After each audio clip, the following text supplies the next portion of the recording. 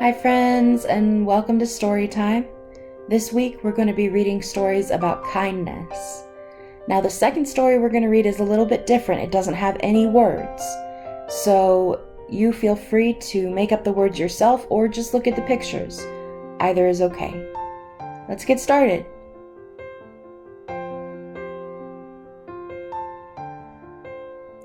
The Smallest Girl in the Smallest Grade by Justin Roberts.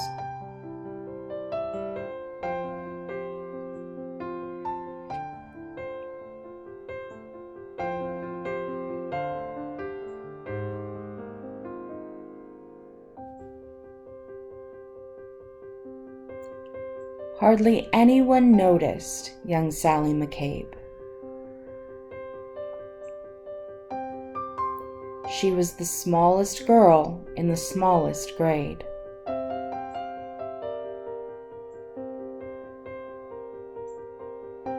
Sure, her name could be heard in the daily roll call, and she marched with her books down the same school hall, but hardly anyone noticed young Sally McCabe.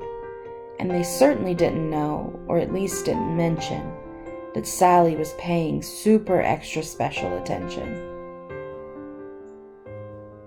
To the abandoned kite with the tangled string, to the 27 keys on the janitor's ring, to the leaves as they turned green to gold in the fall, to the time Tommy Torino was tripped in the hall.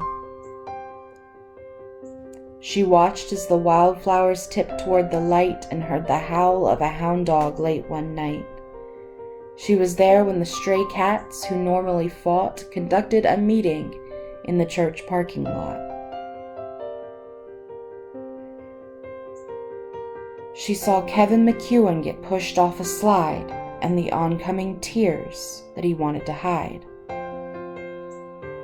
And she'll never forget that parent-teacher day when Billy's much larger father suddenly dragged him away.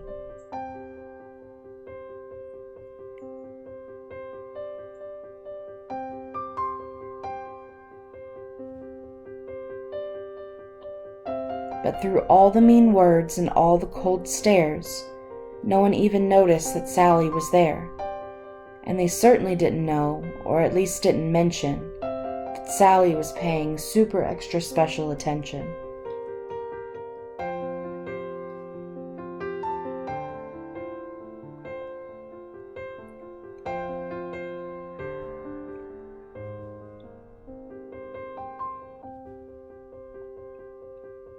She'd seen how a whisper could make someone cower like a bulldozer crushing through fields of wildflowers.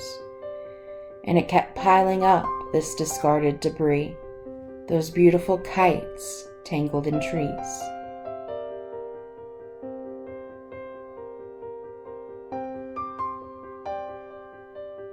So on February 3rd at 11:29, Sally stepped straight out of the lunchroom line.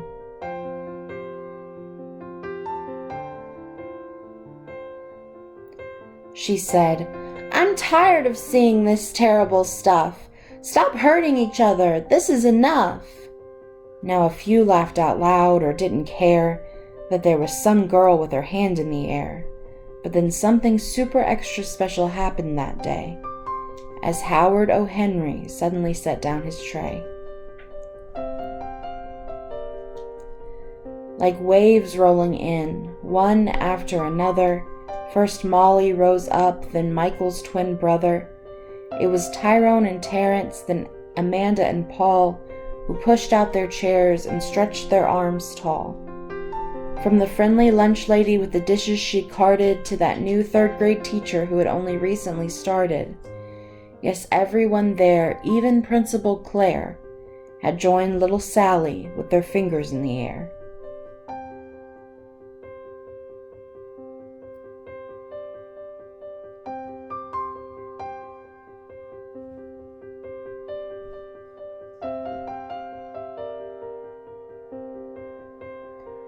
And though hound dogs were destined to howl at night, and most stray cat meetings would end up as fights, and kites would continue to get stuck in trees, they all felt, for a moment, like the janitor's keys, fastened together with a heavy steel ring that held all the secrets to unlock everything.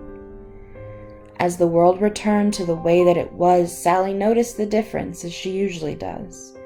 When Billy paused briefly to open the door for Mrs. O'Connell and 17 more, or when Molly scooched over to make some space on the coral riser for Ellen and Grace. These moments that often get taken for granted, a wildflower appearing that no one had planted.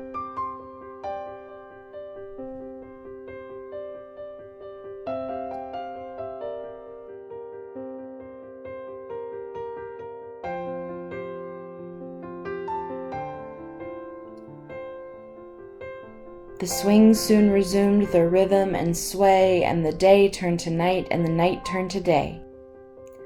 People remembered and would quite often mention that Sally had been paying super extra special attention, and how the world could transform and a change could be made by the smallest girl in the smallest grade.